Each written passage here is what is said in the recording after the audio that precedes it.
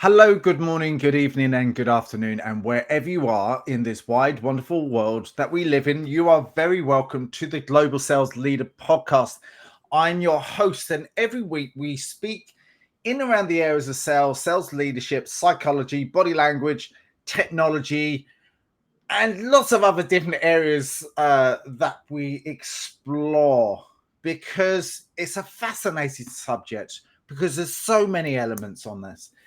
We're talking about this captivating journey where we bring insights to the forefront of leadership, intersection, and cutting edge technologies. I love the area of neuroscience. I'm fascinated with that and involving dynamics in the global market because a lot more companies are getting involved with understanding how our brains work and how what goes on inside. So join us for this illuminating adventure with Silvia Damiano. I probably haven't pronounced it correctly, but I will ask for the correct pronunciation in a few moments. The brilliant mind behind I4 Neuro Leadership. Silvia's expertise in neuroscience and leadership offers a unique perspective of understanding the intricacies of our brains and can define how we approach sales leadership. Together we can navigate the uncharted waters of this landscape, discovering innovative approaches to practical strategies to enhance leadership skills. God, that was a mouthful. That Welcome. was a mouthful. Thank you, Jason. Hello, how are you today? I'm very well. How about yourself? I'm very well. 6 p.m. here in Gold Coast, Australia, and you almost pronounced my surname correctly. It is Almost. Silvia Damiano. Damiano. Yeah, my accent is pronunciation isn't at its best. First thing in the morning for me. There's obviously 11 hours difference in us at the moment, so that's cool. So I actually discovered you as we were speaking in the background, probably about 5-6 years ago, maybe something like that. I don't know how I discovered you, but anyway, I downloaded and read some of your articles, and then I got your workbook. I actually meant to get something else, but I got your workbook, and it does go through all of some really good stuff, and I really am honored and privileged to go through it because I like the difference in it. I've Mhm. ran leadership programs myself, but I like the different way of looking at it, but and the deep understanding of how this works. So rather than me telling about your little journey along the way, or your little journey, your big Long journey, if journey. you give us a bit of an insight how you got to where you are and how you've discovered this new way of methodology and all of that. So I'm fascinated by that. Okay, thank you, Jason. First of all, for having me, and it is also an honor and a privilege to for me to be interviewed by you, because obviously you have a long trajectory interviewing people, and you have a lot of knowledge from different domains. And this is how we need to look at life today. We can't narrow down into one aspect of our beings. We really need to be able to tap into various areas, and neuroscience is one of them. And 10 years ago or 12 years ago, it was a very new concept to apply neuroscience to leadership and Mm, organizational development.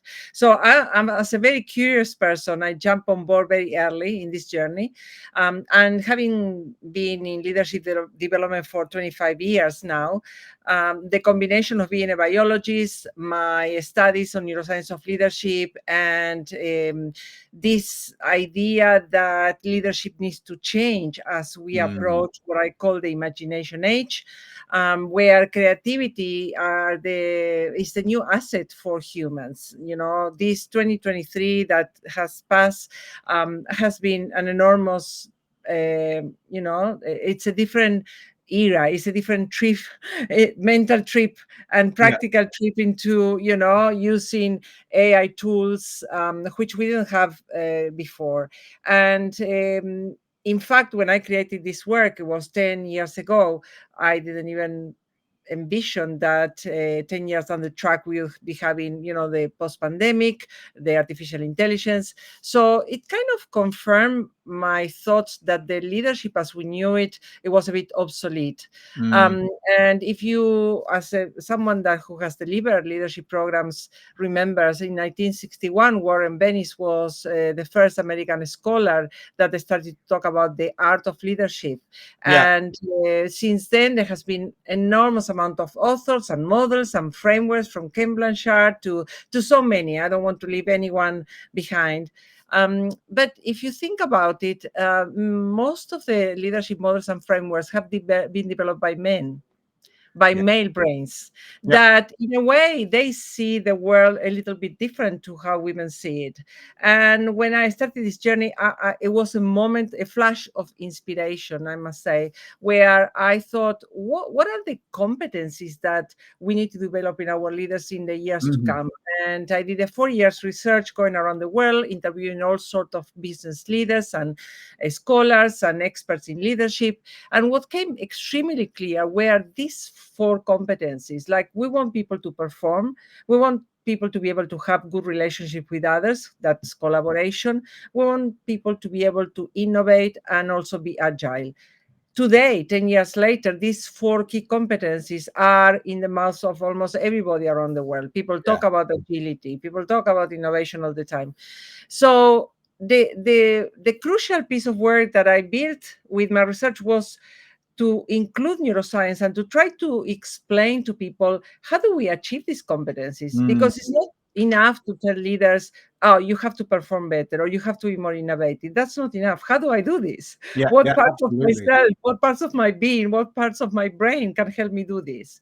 So it was a real work of integration of different disciplines in order to come up with this model called I for Neuroleader model and methodology that we have been teaching and sharing with companies around the world. Yeah. It's I've worked with global organizations, the likes of Google and others, and they're all taking on part of this because I think it's just so important. I think the number one important thing from all the research that I've done is a leader really has to understand oneself first, Totally. making sure that they know who they are, their strengths, their weaknesses, but also what they can do to be more self-accountable for their own actions.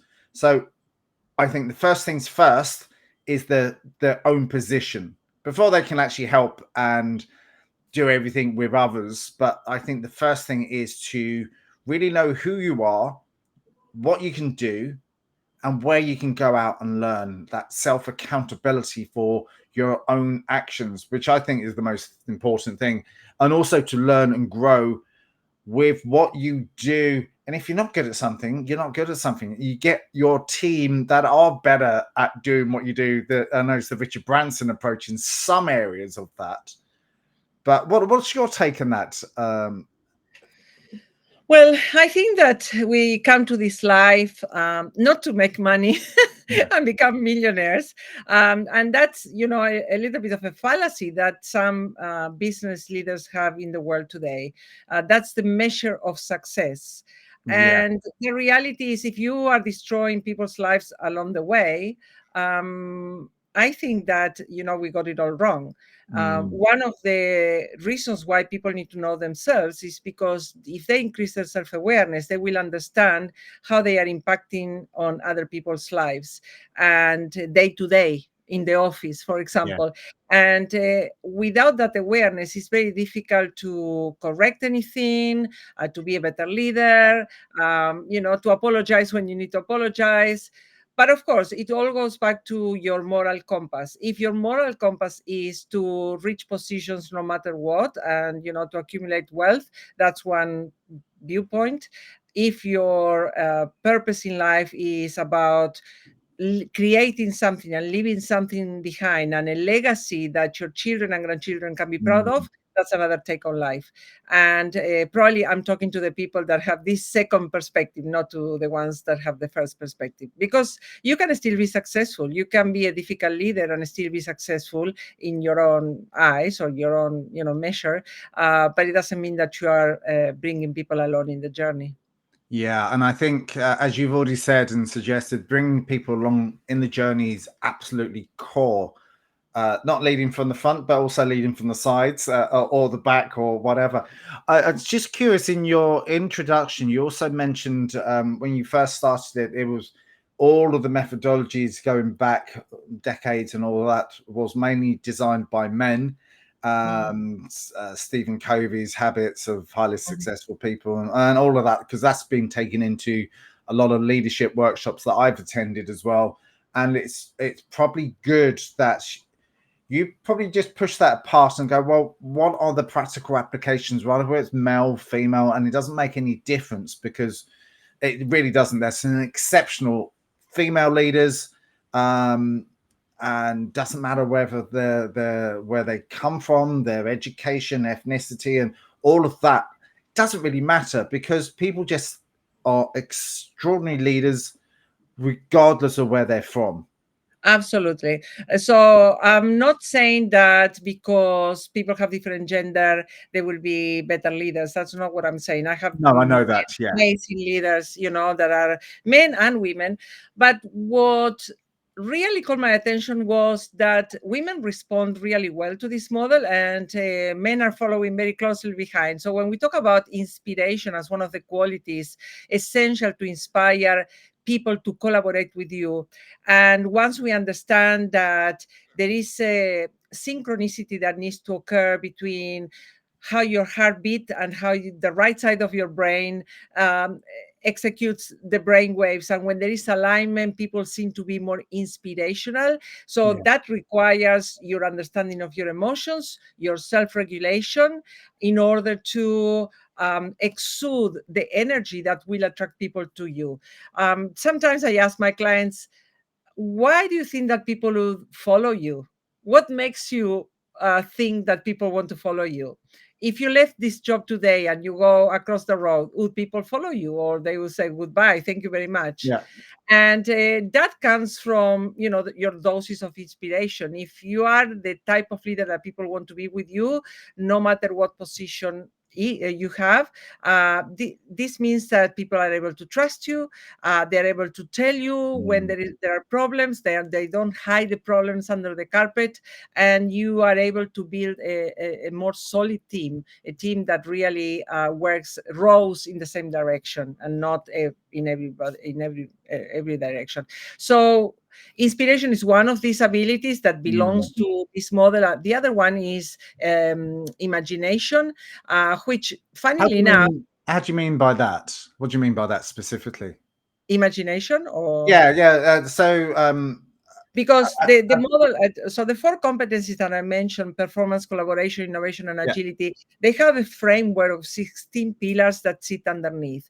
And there are four pillars that are, I call them the I4 pillars. That's why the name. And they are integration, inspiration, imagination, and intuition. So when we talk about integration, for example, is the integration of the different components of the brain and body, how Mm. your whole being is working in unison. If parts of your brain are not working well, or if, your mind is somewhere else and your brain is not on really in the moment doing what it needs to do, and then you completely disconnect from your body and you sit 10 hours a day and you don't move your body, for example, that Yeah. affects the integration of who you are, the biology sitting behind the task that you need to do. So when we do the assessments that correspond to this model, and we teach people the strategies, and some of them are in the workbook that you purchase, there is a very concrete path. Exactly, that one. That's the whole model. Yeah. There's a very concrete path of what you need to do in order to integrate yourself so you can perform at your best. So it's not coming from the perspective of psychology or personality assessments or personality traits, because one of the things that we notice now is that once you explain to people that the neuroplasticity of the brain, and that we are able to grow new cells even if you are 80 years of age, Yeah. and our brain changes all the time. You read a new book and then your brain changes. You listen to this podcast and your brain changes because you're making new connections. So that puts people in the perspective that they can embrace change, and they don't have to be the same person they were a year ago or 6 months Mm. ago. And when we used to do assessments of personality, in a way, people get locked in their mind in terms of, oh, this is the way I am, and I don't, there's nothing I can do about it. And how do And we've you heard help? that loads of times, haven't we? I know I hear it all the time. Well, this is the way I am. I've been doing this for 30 years, and Yeah, I like the way I am. And you start to think, well, something's not quite right. Something that you have to adapt and change because life moves on. If exactly. the example is, if you go to a doctor that doesn't still study medicine, would you trust them? If they're using old tactics which were 5 years ago, 10 years ago, would you go to them, or would you trust them, or would you connect with them? Because going to them, you start to go, well, I'm not being fixed by you. You're not giving me the latest insights or whatever. And it's the same as us The same. The same leaders. thing happens with us as leaders, and the same happens in the field of leadership. Yeah. We cannot be teaching models or frameworks from 20, 30 years ago because the amount of information that has emerged from neuroscience and neurobiology is so enormous that we can't ignore that. And one of the things that, for example, we now know is, and this is 5 to 7 years ago, that we call the brain, the gut, the second brain, and how it really works in alignment with the head brain and with Yeah. the heart brain. And, we can't separate the body from the head brain. We need to learn how the microorganisms that live in our gut will Yep. determine the mood we have the next day, depending on the food we eat. So Absolutely. if you have a Because we have moody neurons boss, in our stomach, according to the latest research, absolutely, and there's it's connected neurons, by there the are vagus nerve, chemicals. isn't it? Yeah, they are all united by the vagus nerve that starts, coming from the back of the brain into the heart, the major organs, and the gut. So if you are dealing with someone that is extremely moody all the time and it happens to be your boss, we talk a lot about toxic bosses. What happens if this guy has the terrible diet of eating fast food every day, and his neurotransmitters are not working in the best, and he's depressed? So he doesn't tell you he's depressed, but he's a very moody guy that you have to walk on eggshells. Yeah. So understanding all this new world, because it is a new world, and incorporating it into leadership practices and strategies, not only is fascinating, and it fascinates most people that I teach or I coach, but also gives you a new lens to look at behavior. And Mm. it's so interesting because if I tell you, Jason, you need to stop drinking the water that you're having in this moment in the You way called me out. You called me out. I caught you now. um People don't want to change behavior just because you tell them to do so. We have tried to do that for many, many years, and it hasn't worked. But once you explain to people how to optimize their brain function and how to get to an older age in a much better condition, they start to become interested. And I think that the well-being aspect that this model and the new knowledge is bringing into this equation of leadership is very appealing to people, and it's very interesting because what else do we have? Like, if people don't want to change behavior, how do we create better leaders and new leaders? Yeah, and I think there's a lot about wellness, whether it's understanding yourself from a different point of view, but something has to happen for you to want to change. That anchor, that trigger moment where you start to think of, even for myself, is something's not working. What do I need to do to change? There's something that I need to learn to grow. And whether it is that the wellness, whether it's the accountability, or whether it's emotional intelligence, is going, hang on a minute. We know that a lot of really good leaders have high elements of emotional intelligence and other intelligence, but you can be really intelligent but not have that self-awareness. I've worked with people that have high levels of intelligence, but the emotional intelligence is not there. They're not adaptable. Yes. They're not changing. The empathetic communication that they have with people is not very good. So, but they were super smart, but there's something not quite working, whether it's their communication or the communication to themselves, which is sometimes the stories that we tell ourselves. Mhm. Is it's that saying, If you believe you can, if you believe you can't, then you're right. And that same old saying, which is so true. Absolutely. One of the key elements in terms of increasing self-awareness, I firmly believe that is feedback. If you don't get 360 feedback, Mm, that has to be anonymous, because nobody is able to digest the feedback if it's face to face from someone that is very close to them. So when yeah, we do these assessments, and people receive, like, our assessment takes people from family and friends and peers and subordinates and managers, clients, suppliers. So 8 different rating categories. When people receive the results, in a way, we put the answers using positive psychology. So it's a positive thing that they're receiving, and they may get a green, a red, or an amber. And people go, wow, I didn't expect that. But it doesn't crash their souls. It just gives you enough information for them to want to explore why people are perceiving them like that. And yeah, feedback is never 100% true. It's a perception that people have of what you are displaying. But it starts the inner conversations that we all need to have in order to increase our self-awareness. Without reflection, without introspection, self-awareness is not possible. And these type of tools help you in the process. I And it's a agree. good way to calibrate the brain. I think feedback is essential for what we do, good, bad, or indifference. And then we have to work out, okay, because we all can get happy sheets after work, doing a workshop or whatever. And that's not really what we want. We want to find out. And that's one of my bugbears is I'm getting a happy sheet. I don't want a happy sheet. I want a sheet that tells me what I need to do to improve on what I've done. Is there any other elements that can help me grow to be better communicator, better listener, better something, or something that I can go ahead and go, well, I need to do something. I need to work hard. Because I know, probably like yourself, I'm like a dog with a bone. I want to do it. I need to do it, and I have to do it because I know for myself there's certain elements that I need to improve on, which I think probably, We all have, yeah, and that's the interesting journey in life.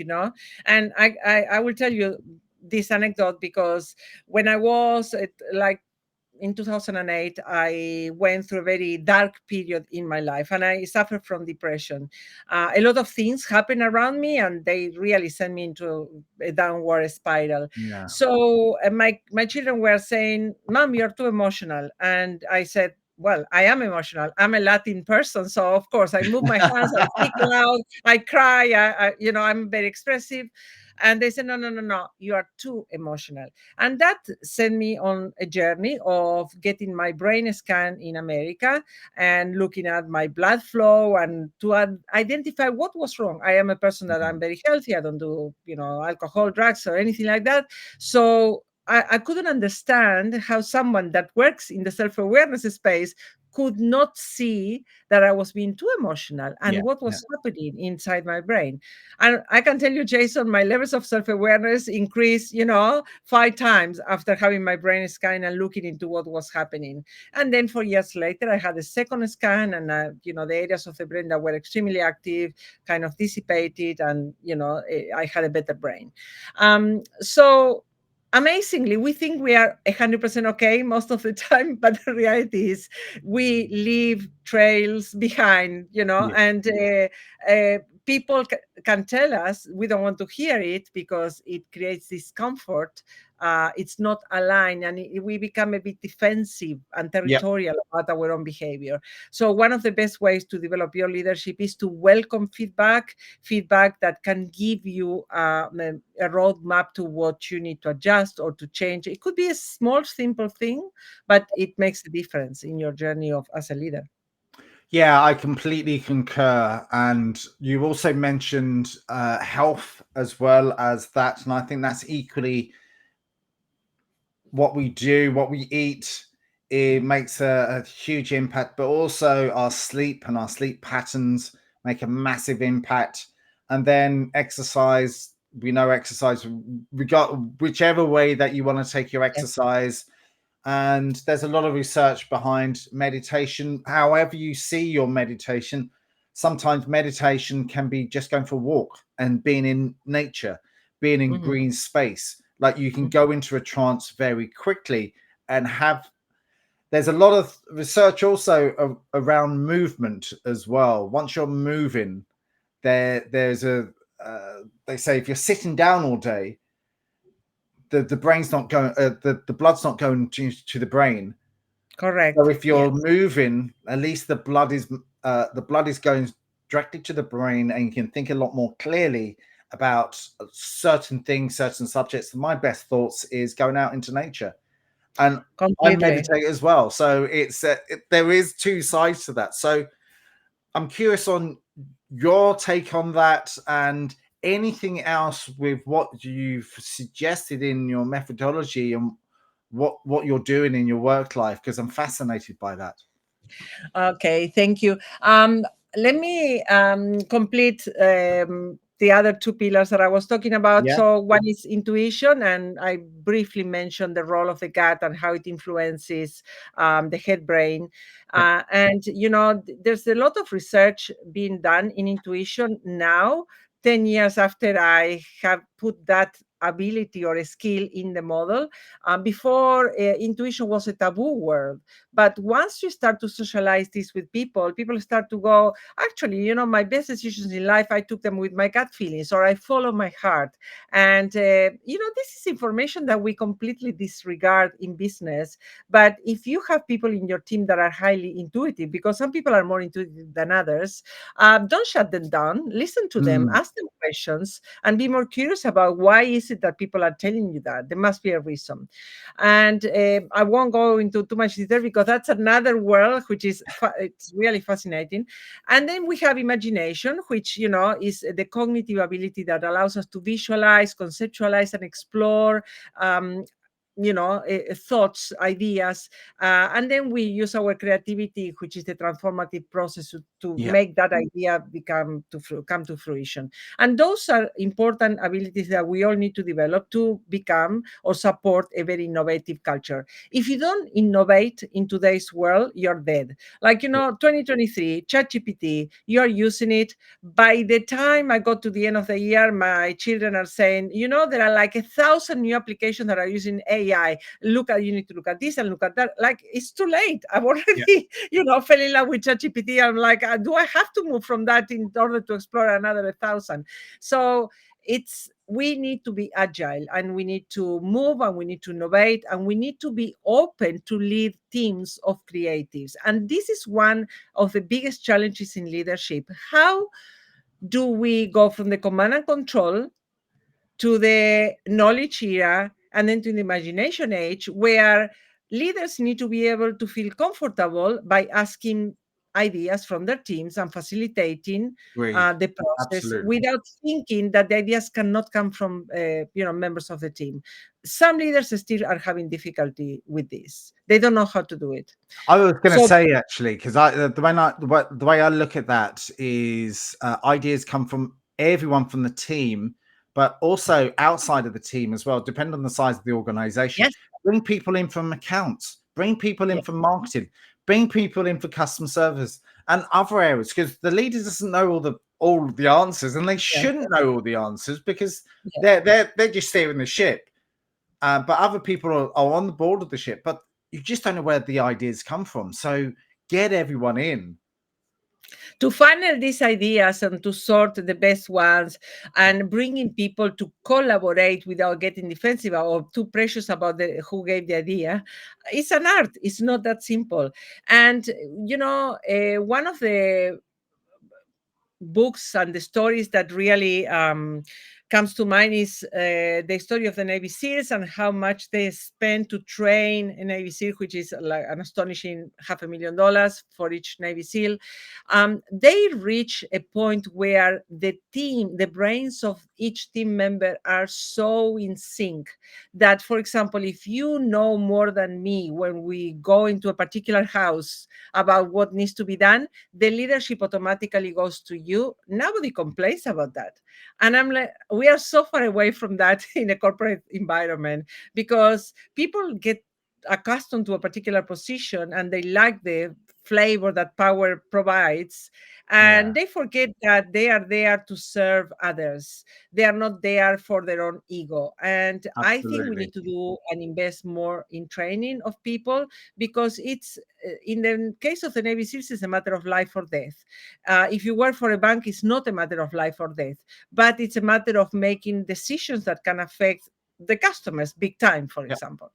So I have worked for a bank, and sometimes I felt, my God, like people really worry about each of these problems as if it was life or death, and it's not, but it can still affect others. So this in terms of, a very quick overview of some of these abilities that we probably need to be incorporating more in this new era. And the other aspect in terms of the things you mentioned, nutrition, movement, sleep, meditation, and breath is my fifth yeah, one. One of the pleasures of my life has been to meet Dr. Fred Travis because of a documentary I produced called Make Me a Leader. You can watch it in YouTube for free.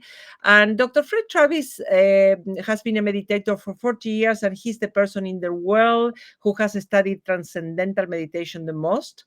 And of course, he put his EEG, and he told me, close your eyes and get into it. And, the things that you understand once you talk to someone so experienced. For example, the main goal of meditation is to produce alpha brain waves in that's the right. range of 8 to 10 hertz.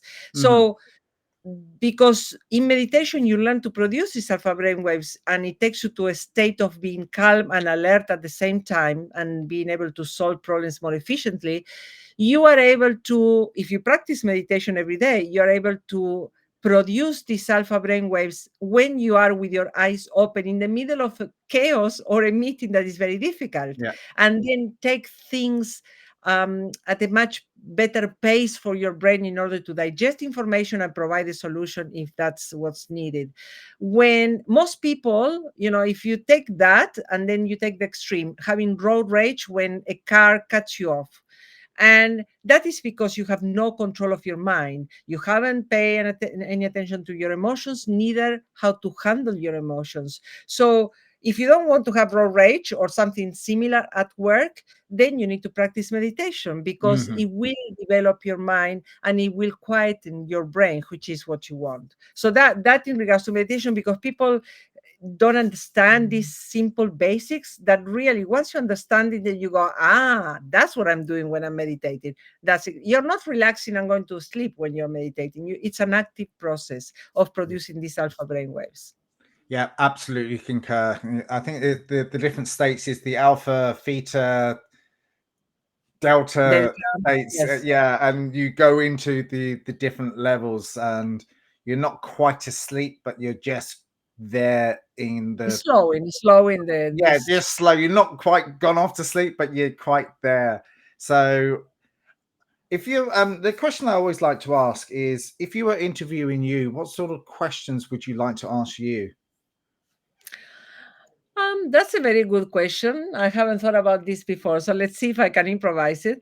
Um, I'll probably ask myself, why are you so passionate about this? Because I could be studying mammals in the sea. I don't know. I could be doing something else. Yeah. But I'm an educator. I started educating since I was 16 years of age, and I have done many different types of teaching.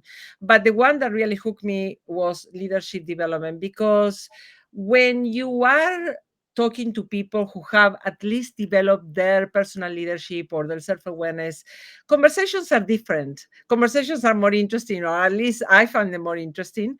And Mm, there's less defensiveness. There is more collaboration towards solving problems that affect us all as a society. And when I think about Davos, for example, one of the things of the complaints about the attendees to Davos last year was the lack of listening, the lack of active listening. And I'm yeah. thinking, why don't these people get a leadership development course before attending Davos? Then the outcomes of these conferences would be much more fruitful. Why don't politicians get a leadership development and 360 feedback done on Oh, them? there's another course in that one. I'm afraid. I think that's You know, global. Exactly. So people are better prepared to lead a country. We're talking about people in leadership positions, okay? Mm, Which doesn't exclude you as an individual that doesn't have a leadership position. You are the leader of your own life. You lead your children, your couple, your partner, or you are led by your partner. mm. And it's important to have that metacognition, the ability to observe yourself, what you're doing from moment to moment. I feel that many people in leadership positions today, whether it's companies or whether it's governments, they have no metacognition, no self awareness, and they just go with the flow. And it's extremely sad because they do make decisions that affect millions of people. Yeah, and the decisions that they make is sometimes it's comes from a place of ego as opposed to a place of understanding what others actually want. And I think when we start to have our active listening heads on, is to really know what people want and really understand others as well as understanding ourselves. But the more we can actively listen, but also listen with our eyes and really understanding people's body language as well as, because I think we know that there's a lot of huge amounts of non-verbals going on there, and really understanding if they're stressed, noticing the telltale signs about that, and that's all listening, as well as much as we are listening with those two things that we have on our head, which is also, I think everything has to be congruent.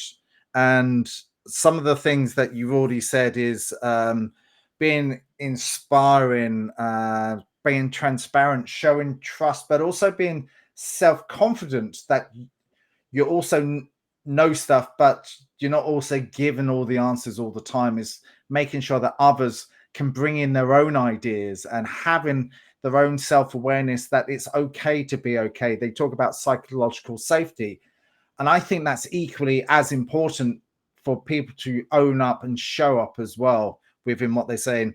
And I think we're both being congruent with everything that you said. I think it's all high performance and getting that feedback on. Is there any one other golden gem that you can give forward to our audiences today? Let me think for a second. I would say that, if you're listening to this, it's important to look inward and see what aspects of yourself are the positive ones that you can contribute to the world.